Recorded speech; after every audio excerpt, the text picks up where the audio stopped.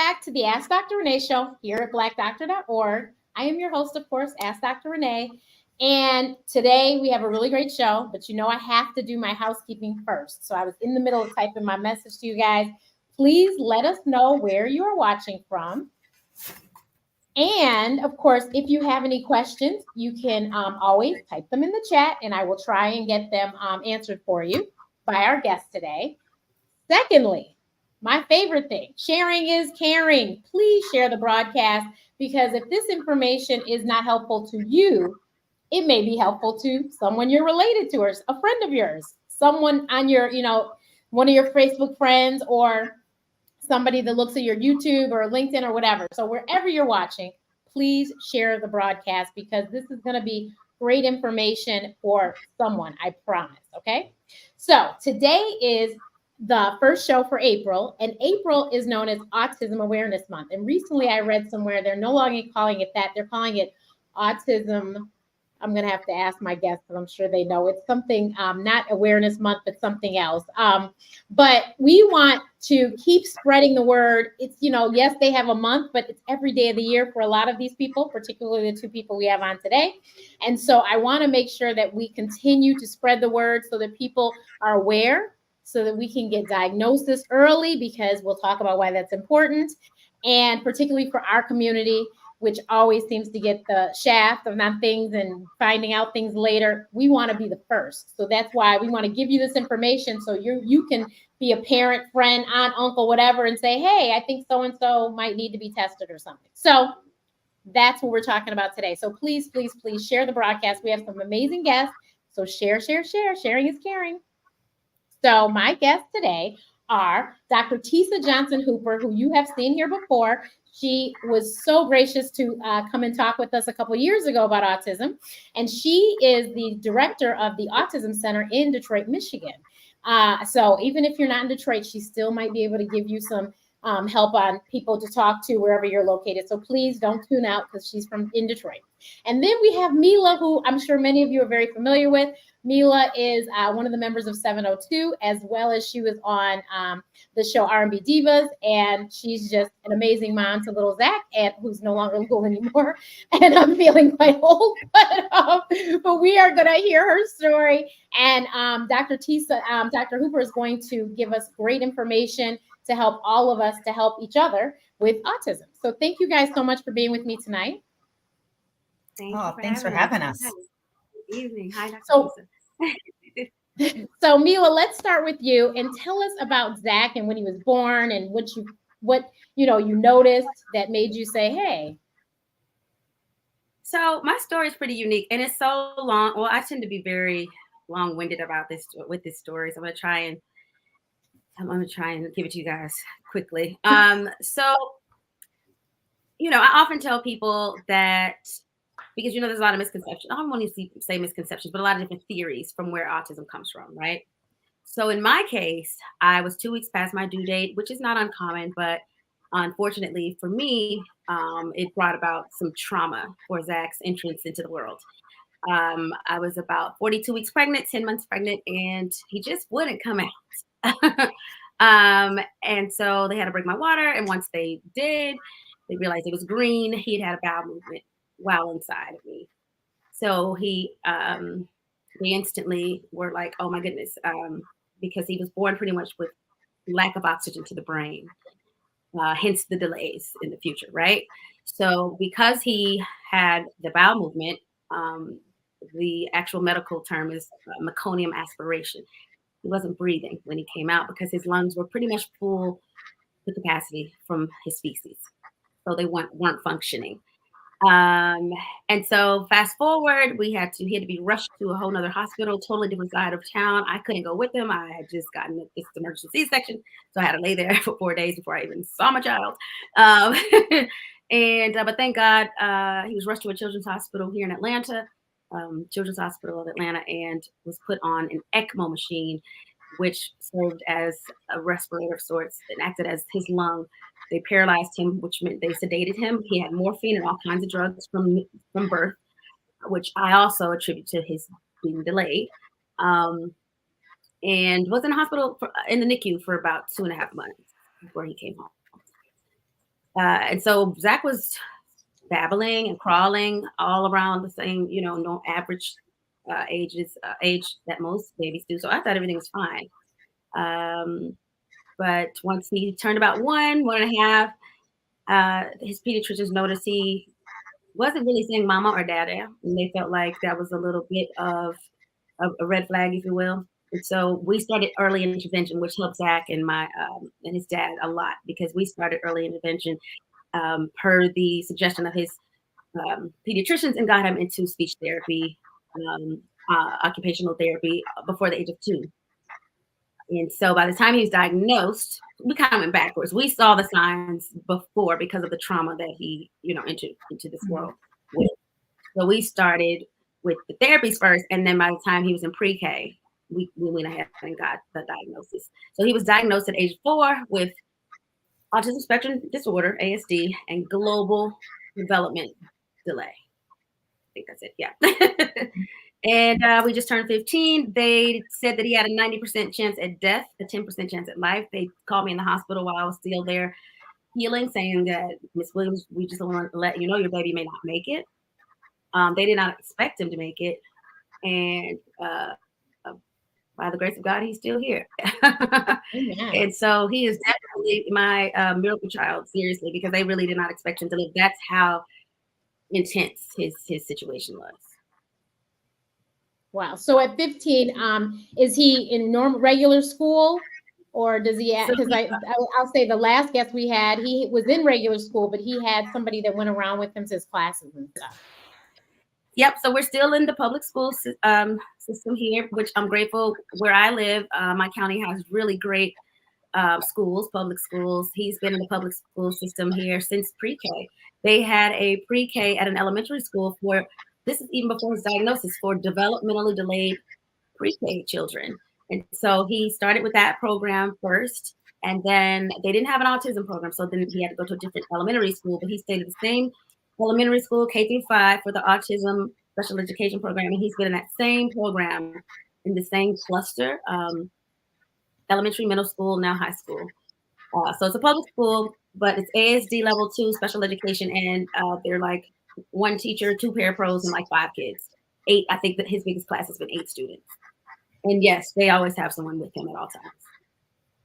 Wow, that is so wonderful, because I know a lot of people struggle with their schools not being supportive. So, sure, it's so tough. It is. Yeah, I can imagine. I'm comfortable though. So far, I've not really had any major issues. I stay on top of his IEP. They're always pretty accommodating. I had one issue when he was in pre-K, where I kind of asked the teacher if she kind of would help me with potty training. And she was like, well, just because, you added it to his IEP doesn't mean that I'm going to have to do it. Yikes. Now, mind you, he's 3 or 4. And this was something that I was told, like, hey, if there's anything you need to add, like, let them know. You have that parental right. She was some sassy little young 20-something-year-old, honey, but thankfully, he got potty trained at age 5, which to me, with him being on the spectrum, was incredible. So I was happy about that. And we're not on any medication. We don't have any real behavioral issues, thank God. He's not physical. He's not violent, thank God. And I'm grateful for that. He's still very much delayed with his comprehension and his language. He still doesn't fully talk. Well, he's not a mute, so he's not nonverbal, but he's very limited verbal. He still is unable to have a back and forth banter, if you will, like a communicative back and forth exchange.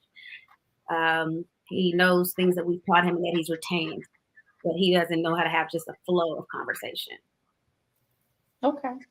He's come a long way, so I'm grateful. Yes. Amen. Yes. Amen. A long way. Yeah. So, Dr. Hooper, can you take us back to the beginning and explain exactly what is autism spectrum disorder? Okay, so I'm going to tell you, even for those family members, parents who have children with autism, and professionals, this is a diagnosis that sometimes can be very elusive, right? Because when you meet one person with autism, you've met that one person, because the next person going to look completely different. That's what makes it so difficult of a diagnosis.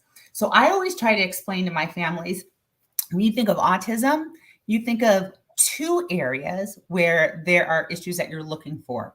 The first area is a qualitative impairment like in social interaction and social communication. The next bucket is the presence of behaviors. So like specifically what we look at for that social communication and social interaction is deficits in like that social reciprocity, that back and forth, give and take in communication. And it doesn't have to be verbal, just even nonverbal, back and forth, give and take. We look for a qualitative impairment in the nonverbal communications.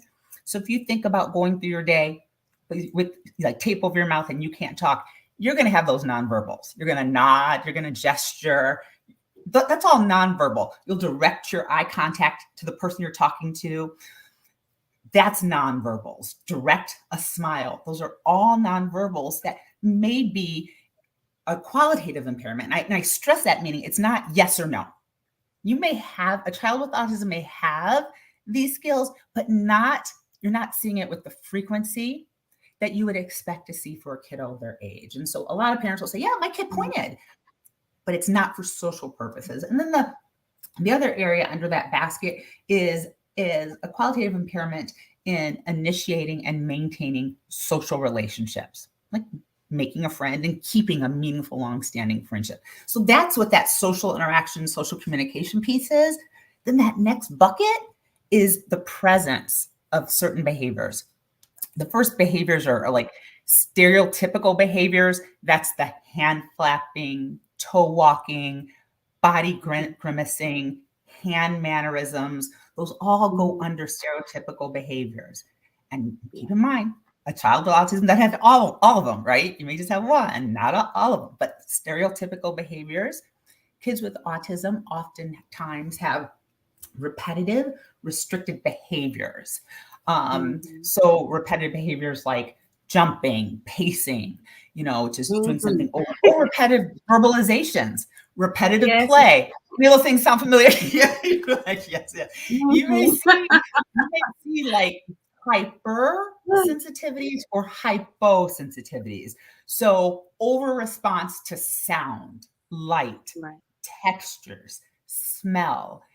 Some children then have sensory seeking. So they're doing a lot of body pressing, trying to get that, tactile stimulation, holding things up to their ears to hear, looking into light, smelling various objects. So that's an aspect. And those are those only two buckets. I want to stress, autism is not a cognitive impairment.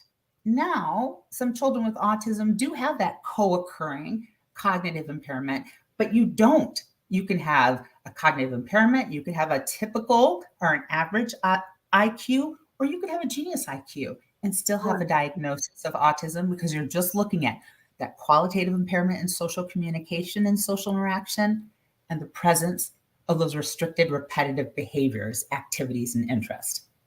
Yeah. I still think it's a difficult diagnosis to wrap one's head around, but I try to, it's really just so broad. It's very broad. And it's a spectrum because you don't have to have every single one of those, right? And you could have something a little bit more, a little bit less of the others. And then when you have children with different language abilities and different IQs, now they even look different, right? Mm-hmm. Right. Yeah. It's so wow. So how my mom used to go ahead. All on the spectrum. What'd you say? Your mom what? I used to always joke and say, I think we're all on the spectrum. I think we all have some sense of, being on the spectrum and some or another. And I mean, I gotta say that she may have been right, because like Dr. said, it's so broad. It really is. It's just really, and no one's alike. No two people are alike. So definitely, it's highly possible. So how early can autism be diagnosed in children? So in Josie, you can see signs of autism before the age of 12 months. You really can. Early diagnosis, is around 18 months, for diagnosis. We definitely see disparities in the timing and the age of diagnosis by race. Black children diagnosed later than our white children. But if we are doing our job right, and it takes a village, meaning awareness in the community, believe it or not, even awareness in the primary care provider because there's still a lot of providers that are not aware of the diagnosis. And if we actually implement what the American Academy of Pediatrics recommends around developmental surveillance and developmental screening, we can pick those kids up earlier, as early as 18 months. And what exactly would they be looking for? Parents and providers as well. So, so there's red flags of autism. And so as a pediatrician, what's really kind of interesting, I have medical students and learners with me all the time. And I always talk to them about when we go into a well visit at 6 months, at 9 months, at 12 months. Developmental surveillance, why I use that word, let me just quickly say, like, surveillance, that is what every provider does when they walk into a room and they ask the parent the question, hey, any concerns about, your child's development, behavior, or health? That open-ended question is a part of surveillance, because I'm waiting to hear from a parent say, yeah, I'm concerned he's not talking too much. Or they may say, no, I don't have any concerns. But that's a part of surveillance. And it's also my clinical observation. I'm looking to see that interaction between the child and the parent. I'm looking to see what that child's interaction is like with me. For a patient that I carry, that I have in my practice, I'm looking at protective factors and risk factors that impact a child's development. Then developmental screening, specifically for autism at 18 or 24 months, is a way to identify those red flags. Those two things together should help me identify those children who are at risk of autism that I can then refer for evaluation. So specific to your question, what are things that are concerning for me? It's like no babbling before by the age of 12 months.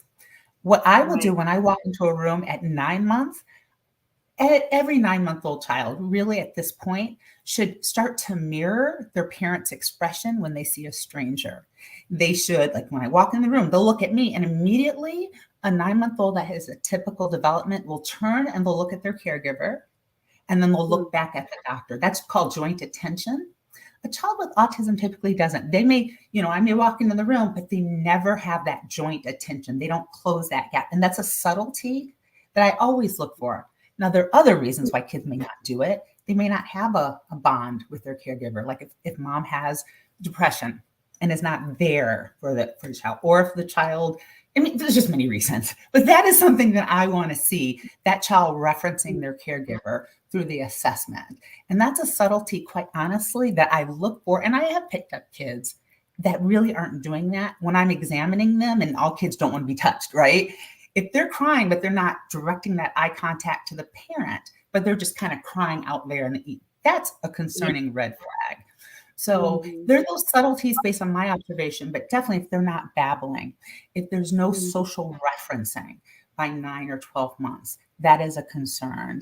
And I'm always going to ask parents about how is Snuggly communicating with you? Because even if they don't have words, there should be some communicative intent with a nice point. So if they're not pointing, if the eye contact, isn't directed, those are all red flags to me for autism. Okay. That's so And if you have any questions, please, Meelah, ask her. She is, as you see, quite the resource. Well, I'm just listening because it's so interesting from the things that she said, with children now versus when Zach was born 15 years ago. I was recently looking at the numbers. The statistics have changed immensely, which is so crazy to me. I think it was like 1 in 88. Every 1 in 88 children when Zach was born in 2009, and now it's 1 in 36. 1 in 36, yes. 1 in 36. Yeah. And Zach never pointed. It took him years. He probably just started 2 years ago, and he's 15. He had some of the stereotypical things you were talking about. He always looked me in the eyes from a baby. We kind of go through that more now that he's older versus when he was younger. We had the eye contact. It's so interesting. But the pointing was not there. So there's kind of like there's this like blankness, right? It's like this just blank stare, if you will, like with children with developmental issues. There's no emotional connection. And when I was a new mom, I thought it was me. Like I couldn't feel the connection. I'm like, why isn't he connecting with me? He was tube fed in the hospital because, of course, he was sedated and couldn't, eat. aside from a tube. So I had to go to the hospital every night and take him my breast milk. But when he came home, I had to use like a tube to feed him. And I'm like, no, I refuse. You are going to learn how to breastfeed because I just wanted to feel connected since I had missed out on his first 2 months, you know? Yeah. Thankfully, he took the nipple guard and he caught it. Thank God. But I still, as he got older, there was like an empty. I remember telling his dad, I'm like, I don't know, he just doesn't seem like he's into me. And he was like 9 months, 10 months. So the thought of autism hadn't even crossed my mind. So to hear you break it down, like it's like, wow, so that's what it was. You know what I mean? And it's hard though, because I think your son had such a hard beginning, right? And there was reasons for him to have those delays. So quite honestly, for children like that, it is, like this is my jam, my specialty. I love children with special healthcare needs. So I'm like all in, in their space. And so, but I could see it's hard though, because when you have a developmental delay and autism, so many things overlap. It takes some time to, to kind of clarify because I would see that he may have some delays in his gross motor, fine motor, language, but but the one thing, even though that very rough start, it should not account for is that social piece, that social reciprocity. That is the autism piece. So that's the whole piece kind of tease out. We're working on, he's an only child and he's very comfortable being by himself. But the older he gets, I definitely want him to interact a little more. He does okay with his friends at school, but he's a one-man band, like I love that. He does not want to be bothered. He doesn't like physical touch, he doesn't like to hug. He's not very emotional, affectionate rather. But the things you mentioned with the repetitive stuff and he holds his iPod up to his ear constantly, and it's so loud. I'm like, I know you hear that. Things over and over and over, and I'm like, oh my God, if I hear that one more time. But I kind of gotten so used to it now that I'm almost like accustomed to it. So like I don't even recognize it sometimes. But gosh, now that he's 15, it's interesting to watch the things he's grown out of. But then sometimes there's things that I see I don't know if the word is regressed or not, but he'll start doing some past behaviors that he maybe once stopped, doing. And then I'm like, when did you start doing that again? It's just interesting to watch. The language, to your point, he's thinking about it. Like I can tell he wants to say the words, or when I ask him a question, he's trying so hard to verbalize it. But it's like he cannot figure out how to connect the dots to articulate that sentence and formulate that sentence. Does he use any type of augmented communication device or picture boards, something like that? No. And we just had his IEP meeting, and I always ask them their thoughts on that, and they're like, "Oh, Zach does not need that at all." They're like, "Zach can talk. Zach has." It's like pulling teeth. He just refuses. I don't know what it is. His teachers come to me and say, well, he's talking less this week. And I'm like, I'm his mother. I've been going through this for 15 years. I don't know what to tell y'all. Because he sings all day long and he imitates movies all day long. Okay. He loves acting out scenes. When it comes to him having to articulate his wants and needs, he's shut down. Yeah. And so I'm not sure what that is, but there's like a gap.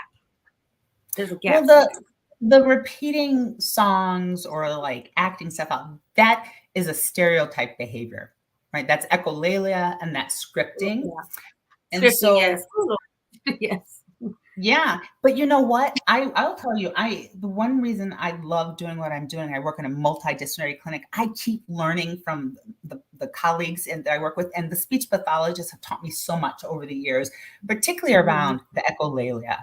And now speech pathologists are really looking at that and embracing it and using that as a foundation for language development. It's called Gestalt learning, yes. And so that is something that if he's doing it, maybe, speaking to his speech pathologist, God. Leverage Stop with that. We don't do that as much. Thank God. We stopped with that years ago. But the scripting went on. The scripting went on for quite some time, and it still sometimes now. But that ukulele used to run me nuts. Yeah. He did do that for a while when he was younger.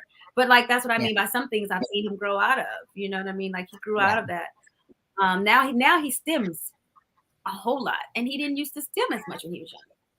And now that he's older, he stems with his hands. He flat. You know, his dad's so silly. His dad says he's throwing up gang signs. We just we make light of it. Never know.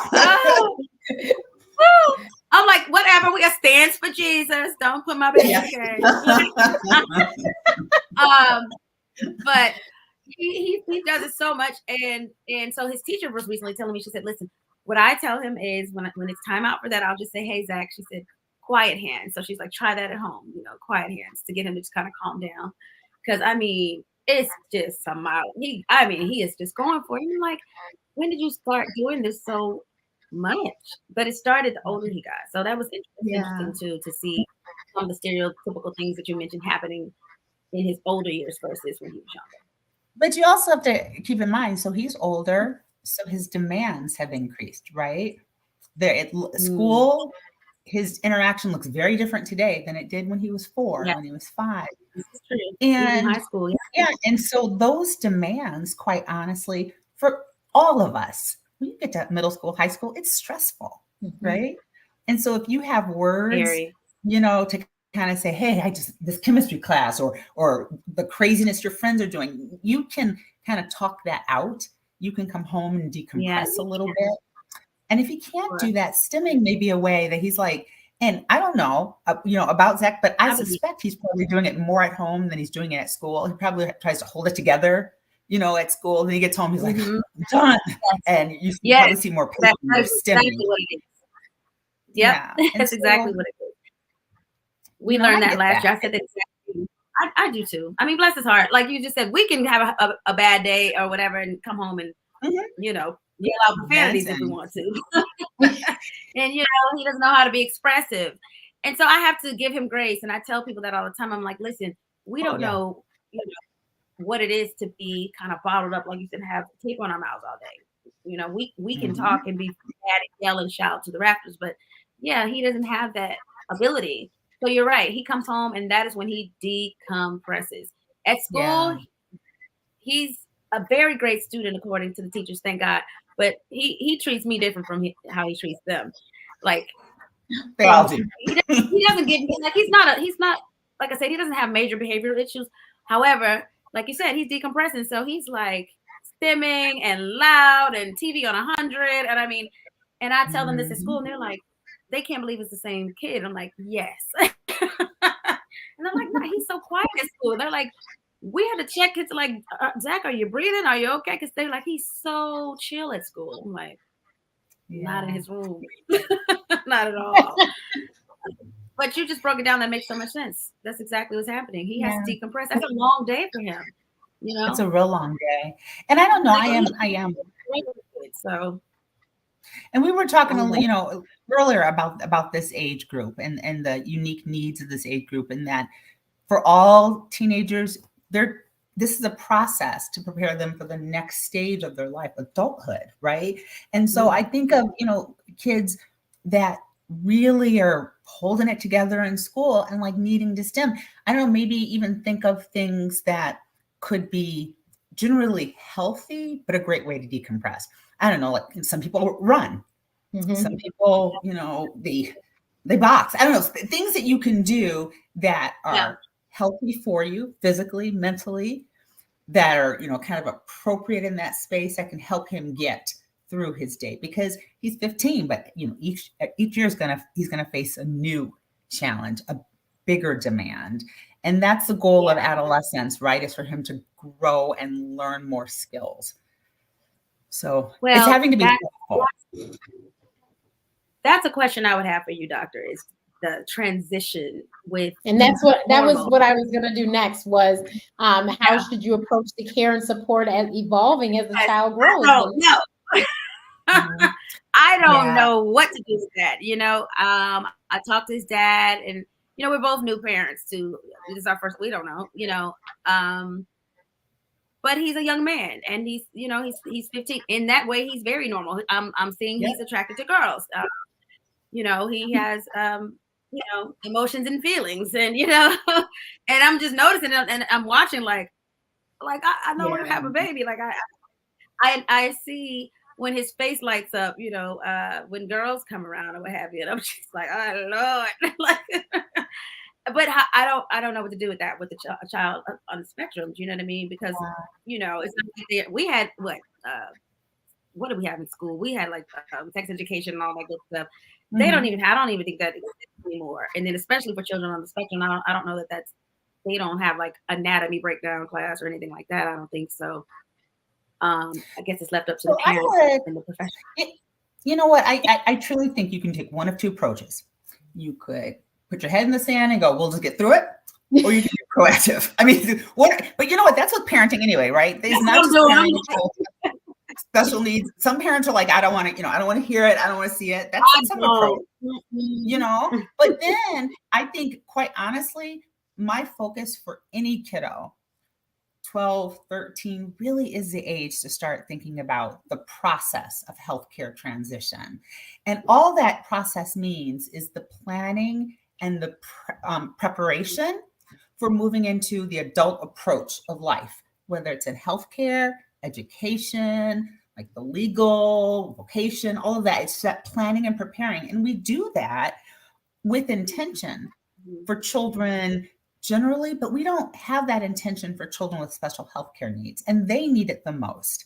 And so I would think, I'm going to give you a resource for every parent I give. There is a organization called Got Transitions. It's a national resource depository for all information on healthcare transition. And they really do give families and parents very specific information. But things that you can do, you could definitely use social stories.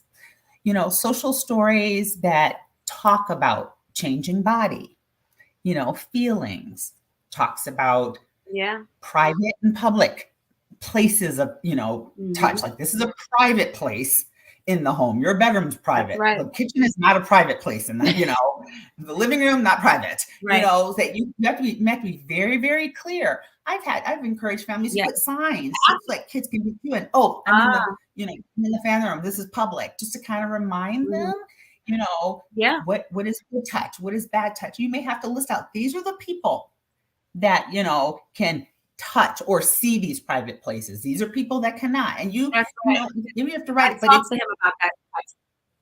Yeah, and you'll just have to be clear. But I love social stories that are just very simple stories with great pictures that you can use to read and just start that conversation, keeping it simple. It's not a long hour conversation. It's like a 2 or 3 minute conversation. Right. That's a bad time. This is a private place. And then just kind of keep it rolling like that with regards to changing body, because you're right. He's 15. His body is changing, and you can acknowledge that. Yeah. Well, it started at boys start puberty, 12, 13, so he had questions around then. He didn't know how to ask me, but he would just kind of, so like, okay, the hairs on his arms, the hairs on his legs, he's hairy. So he was pulling stuff. And I'm like, Zach, it's okay. Everyone gets hair, it's normal. Like I do my best at explaining. I'm like, it's because you're getting bigger and it happens. It's okay. Because, he didn't understand at first. He's like, what is all this on my body all of a sudden, and that was at like 12, 13. So, he's very particular when things are out of order or what have you. And one day he put on his, we were in the jumping place. He loves to go jump. We go to the indoor bouncy house all the time because he's not into athletics. So that's his form of sports for me, his exercise.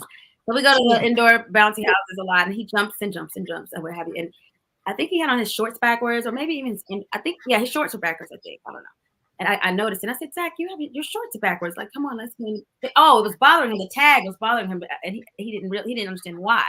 And it's because he kept coming up. I'm like, what's wrong? So I looked and said, oh, your shorts are backwards. So he proceeded. I said, well, come on, let's go. He was so bothered by it. He proceeded to get ready to pull his shorts down. underwear and all, and to turn them around. I'm like, no. And I grabbed him. I said, no. I said, Zach, we have to go to the restroom. You cannot do that. You have to do that in private. And I have these talks with him. I have these talks with him about his private parts and who should not be touching them and all that. And I do my best with that. I don't know that he comprehends it, but I talk to him about those things constantly because he doesn't know what being touched inappropriately looks like or is, or or understands, which drives me nuts every day. Like I am a nervous wreck every day of my life. And I think the reality is, I mean, that is something that he'll learn. And the stressful part for me is like, as a pediatrician, as a Black person in my community, I realize that not everybody will have that grace for Black children, right. And so that's where always in my mind, I'm always thinking of things of like, what could get them in a position that they're unsafe? How are people going to perceive this and not give them the grace, in this space? And so it's a huge worry. And that's where I lead. And I know most Black families lead, particularly for their Black boys, of like, saying like, this is what you've got to do in public because nobody's going to give you that grace. And it's a particular stressor. I know. Well, especially when the comprehension level is that of my son's, which is pretty low, so no matter how much you break it down, he doesn't understand fully what you're even talking about. And so there's that aspect. And then when he's unable to articulate if someone did something to him inappropriately, he doesn't. I have asked him questions several times about just different things. It didn't even have to be anything like sexual or anything, just something basic about what happened at school. And Zach will change his responses 50 times. It's yes, it's no, it's no, it's yes. It's by the end of it, I'm so confused. And I asked the teacher, and she'll hopefully if she was present, then she'll let me know. But he fluctuates his answers because he doesn't really understand, and he's looking like, "What do you want me to say?" He's just like, "Let me just say something so she can stop drilling me." You know what I mean? So he'll blurt out any answer every time, and I'm like, but that's scary because if there is a 911, bless his heart, he's unable to tell me anything. And this is why I'm such an overprotective helicopter parent. And I'm trying to let him go because he's getting older, and we want to focus on independence. That is the goal, of course. But it's not easy when you're raising a Black boy in this country who's special needs, who is extremely delayed verbally, and who is 15 but has the comprehension of that of maybe a third grader. It depends on the day, And I think though, when you're talking about preparing for that transition, is thinking of like who are his circle of supports, right? Like who can he go to for the various aspects that he'll need in life. And that'll evolve and change. But this is a perfect time to start kind of looking around and see who is in your community. And that can be a teacher. It's necessary. Now I know in Michigan, because I had a friend who had a sibling that went through, there was a program, and it was with the public schools too, and it was after high school, but it taught like, self-care things like, washing clothes and all of those things so that they could help with independence. Are these common programs? So they are through public schools, like with for children that are not going for their high school diploma, can extend education through age 26, and so they're still in school through 26. And typically it's, whether it's vocation training, life skills training. So that is something through, when you think of like, in my mind, I think of like, what's a care plan map, that care map. So that education piece, but also for children with autism, I would even look and tap into like a BCBA, look at ABA programs, like someone who has particular interest in working with older kids with autism, because there's a lot of ABA programs for the little people, but for the older kid, it really is teaching and reinforcing those life skills. whether it's cooking, cleaning, just and riding a bus, money skills, all those type of things. And so that can be done outside. And then, when you're thinking of, other things, the school will have their plan. I always think like, what are other things you can do to kind of augment it that really focus in it.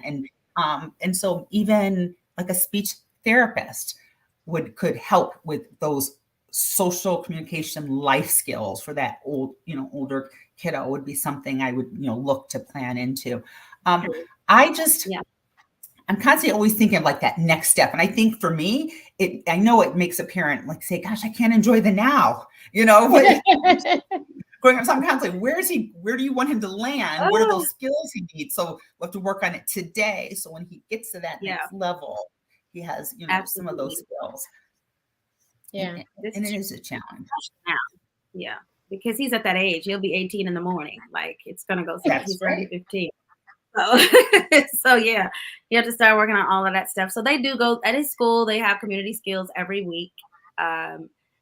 It started out just one day a week when he was in elementary and middle, but now in high school it's twice a week. They have to go out and do, so it's called community skills. So they practice counting money and ordering on their own and getting their change. And they go to Walmart, Target, different stores. Yeah, different stores. And they have a little clipboard and they're supposed to write down like how much things cost and stuff like that. It's part of the curriculum. Like they have to do it. That's been since third grade. I think they started. That is beautiful. Mm-hmm. That is beautiful. That is wonderful. Zach does not necessarily enjoy it. He does not like it. He likes the part where I allow him to eat Burger King with them. That's why he gets to eat fast food that day. So, but I love that part of the program. I was so nervous at first because in my mind, I'm like, why are they taking them away from the school? No, don't leave the school. Don't even go to Walmart. No. And I used to try to go. They were like, sorry, Ms. Williams, like this is part of the curriculum. So it's like technically part of school. So you can't show. I was trying to follow the bus. Okay. But I'm used to it now. Like even doing this in third grade now. So I love that part of school because it's so necessary. And now that he's in high school, they've implemented more stuff now that he's in high school to get them prepared for after school. So they have, I know they have tasks that they have to do. They fold towels and distribute them to different classes. Like they have little chores at school that they have to do. And we just added to his IAP recently. I just had his meeting last month and I added chores at home.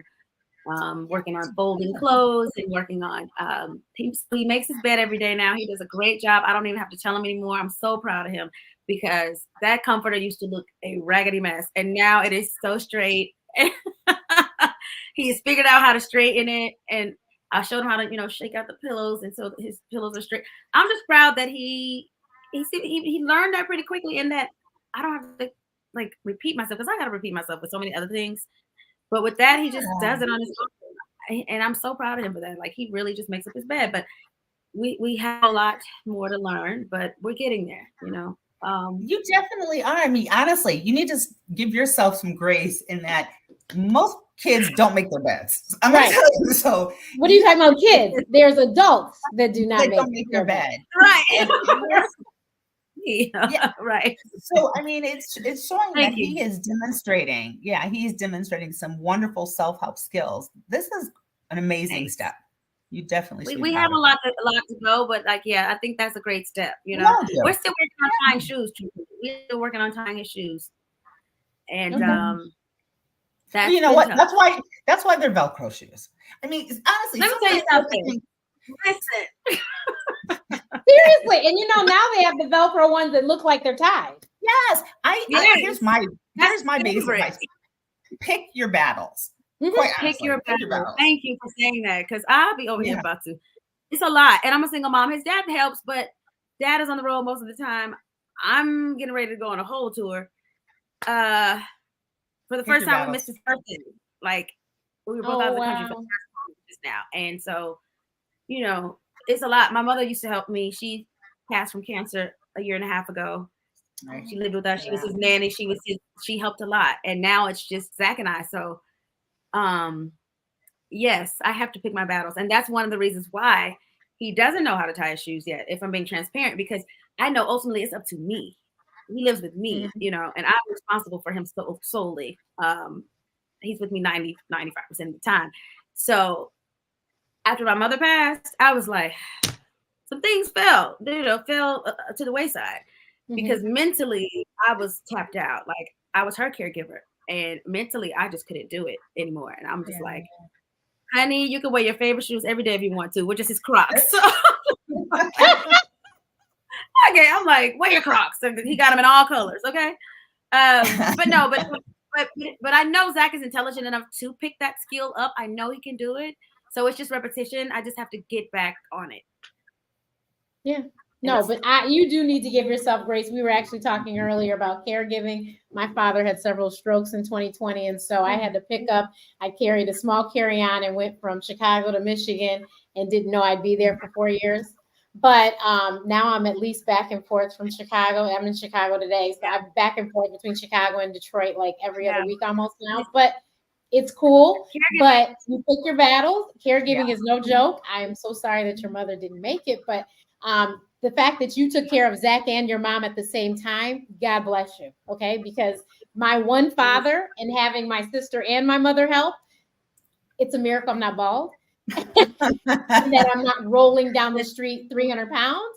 I actually lost weight, and not because I was eating exercise. Yeah. I gained I lost 60 to 70 pounds in the pandemic. But I think honestly, a lot of it was the fact that what happened to him can never happen to me. Like I can't have a stroke. Like I will not let my blood pressure get out of control. I will not let, you know what I mean? So, and because I am a doctor, I was like, you know better. You can't, in the pandemic, because he got sick at the beginning of it, I was eating myself out of house and home and was just blowing up before my own eyes. So, all of no, so you deserve an award because that is a whole lot. It is a lot. Well, thank you. It's a lot because my mother was youthful. She was not ill. She was not overweight or on any medication. She was youthful and vibrant. And my sister and I had never seen her sick. And she, she turned 70.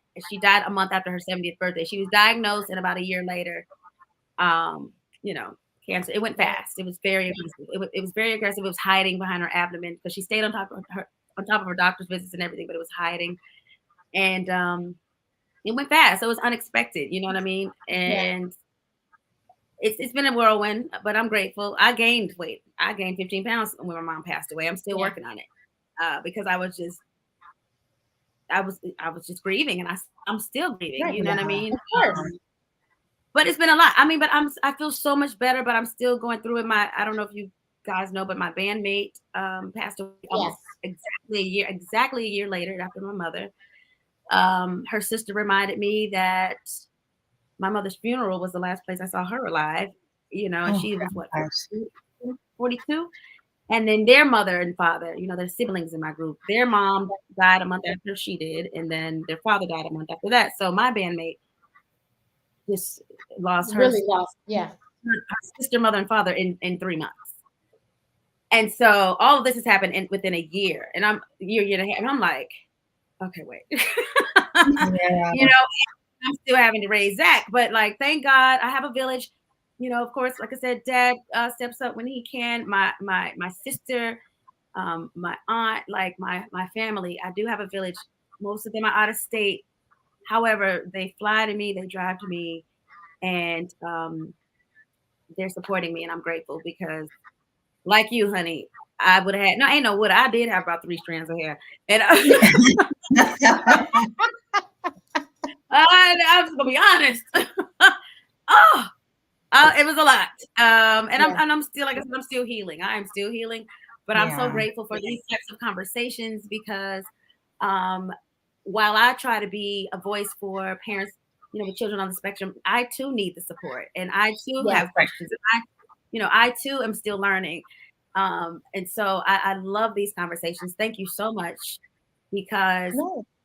This is new. He's 15. This is new for me. Right. I don't know what to do with a teenage boy on the spectrum. Right. Who, it's pretty limited. It's not like he's Asperger's and can, talk and go on dates and stuff. Like, he's not there yet. You know what I mean? And I don't know if he ever will be. But my focus is to make sure that I'm helping him live his best life and become as independent as he can. And, you know, I have some people like, well, you know, you may need to get ready for him to move out on his own. And, you know, one day you never know, he may want to become, you know, intimate with someone. You got to prepare yourself for all that. I'm like, okay. There's a lot. I'm not saying that's not true, but one thing at a time. In my mind, Zach's going to be with me for the rest of his life. In my mind, I'm okay with that. I've accepted that.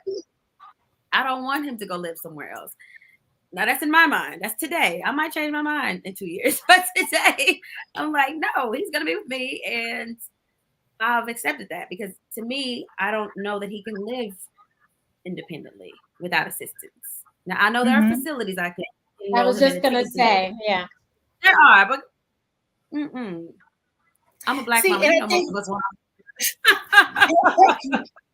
But let me tell you what is really kind of funny in that vein. I do ask the teenagers and the parents, so what do you think? Where do you think you're going to live when you're 18, when you're 20, when you're 24? What do you think? What do you think? And it's funny. Yeah, a lot of my black families will say, well, I'm still my mom. And I get it. That's what we do, right? We take care of our family, and there's nothing wrong with that. Absolutely nothing wrong with that. I would always say just plan and keep him in the plan. Like it's, you know, make him the center and say, hey, where do you want to live? You know, if he says in the moon, how are you going to get there? You know, just like help him kind of that through so he knows he has that autonomy, you know. Right. And it's hard. I don't need to stunt his growth. I know I don't need to stunt his growth. I do need to let him blossom as much as he can on his own. I know he needs to be more social and be around more of his peers and let him thrive, you know, because he's mostly outside of school. He is mostly here with me. And I know that being that he is a teenager now, you know, he may want to go be around some of his peers and all that kind of stuff, which there are programs out here in my neighborhood. And I'm so happy about that. So we're looking to enroll him in some of those things where he can become more social, like on the weekends, you know, whether he wants to go or not. I do think it's necessary because, yeah, I got him kind of glued to my hip. But that's not fair. That's not fair to him or to me because he deserves a social life. So do I. I don't really. And you deserve one too. That's right, and so do I. Like I work. I do 702. I travel for work. That's my social life. Outside of that, especially since my mother's now deceased, I don't do much anymore. I have Zach. And that's fine. I'm okay, you know. As long as, you know, I can work, I'm all right. I mean, I would love to, because here's the thing. I'm no spring chicken. I'm in my mid-40s. It's all right. Like, it's not like, I don't feel like I'm missing out on anything. Do you know what I mean? So I'm okay. But I do want him to experience what I was able to experience in my, you know, young years, which is my parents afforded me the opportunity to live a very fruitful,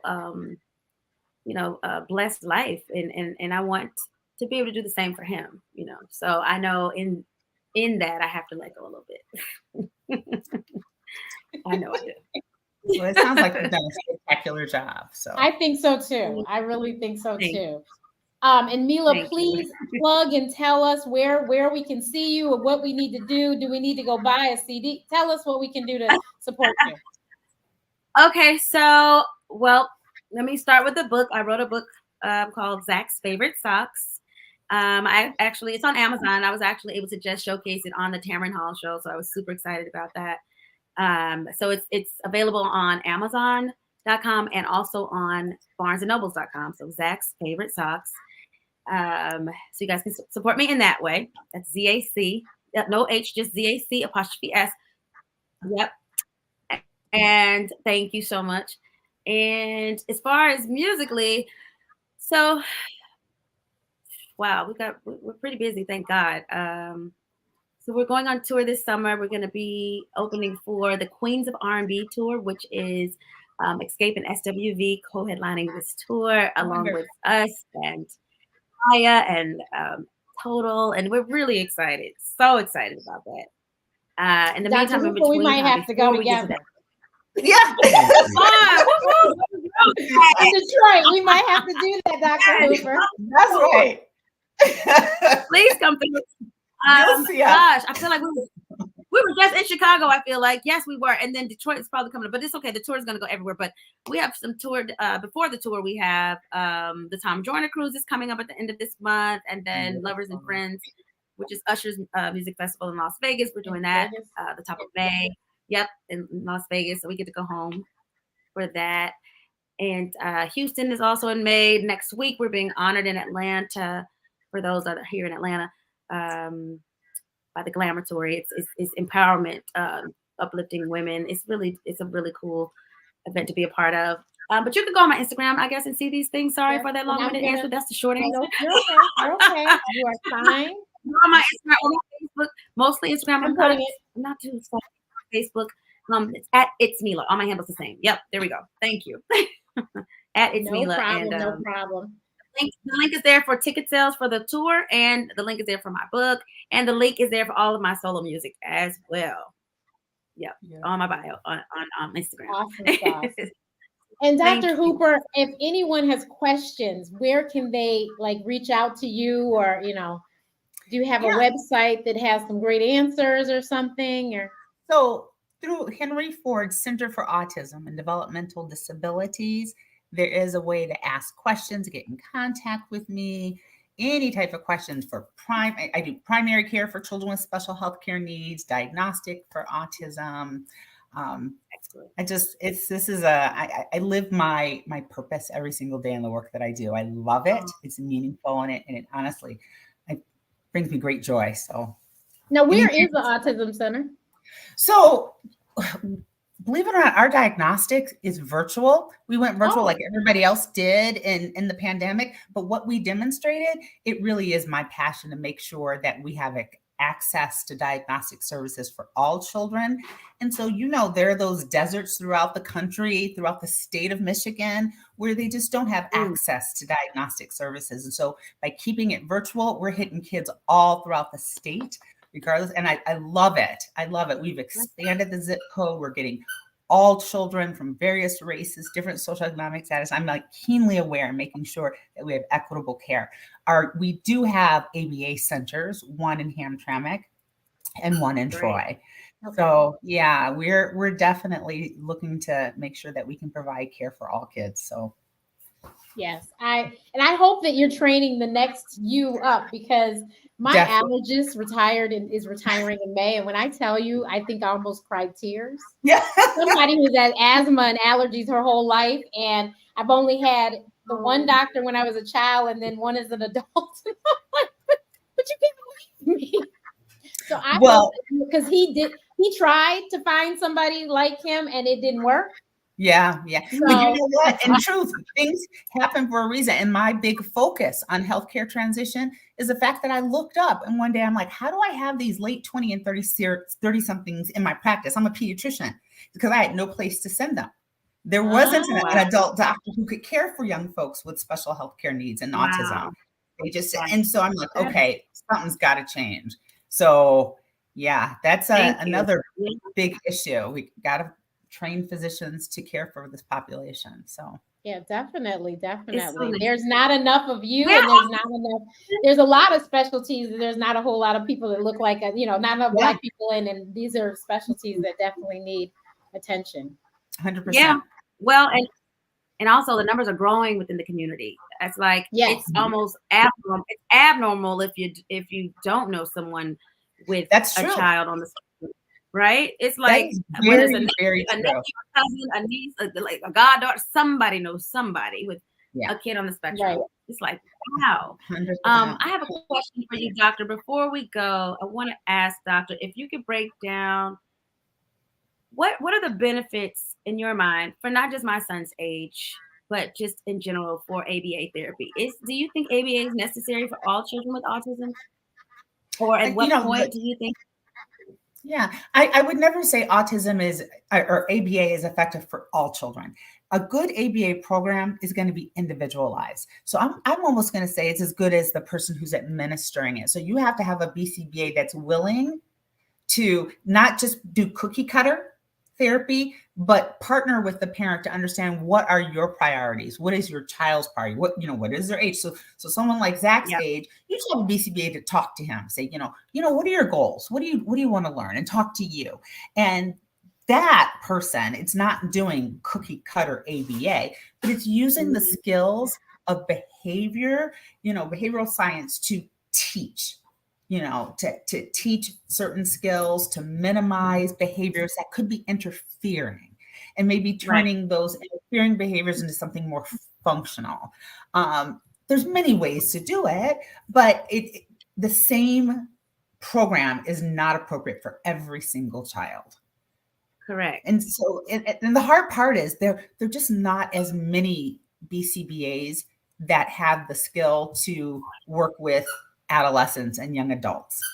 There are more and more coming, but there's a lot that could be, done with a good BCBA. Yeah, I think for me, my dilemma was always, because I inquired about it when Zach was younger, and I got mixed answers from professionals. They would often say like, no, Zach doesn't need it. Zach doesn't need it. But he was much younger. But then I started to notice just some slight behavioral changes from, like, of course, elementary to middle. And I was like, in my mind, he started to me feeling a little more defiant around that transition of elementary to middle school. Could have been because we were stuck in the house. Because, we went from 5th grade to 6th grade on the computer, COVID. Yeah. And did 6th grade over at home, which that was another one that took out about 30 strands of hair. But that was hard. But so I was just always wondering, like, I'm like, maybe he does need to be an ABA. Like, I think I felt like that was a time to maybe just, I don't know, explore that option. Now that he's in high school and getting ready to become a young adult and be in the world, I do think now for sure ABA is a good transition for him. But like you said, individualized for our needs. He needs to be exactly. Okay. It can't be where you go in the door and they're like, this is what we're going to offer you. It needs to be, what do you need? And, this is how we could help you achieve this goal. Okay. I just think in therapy in general, there's more than one way to do it. And it needs to be done in a way that it's not like pulling you to the end to where you're stressed out. Just something as simple as, kids who need help with their balance, they have a coordination issue. You could go to therapy, but I'm the kind of person that, hey, what about horseback riding?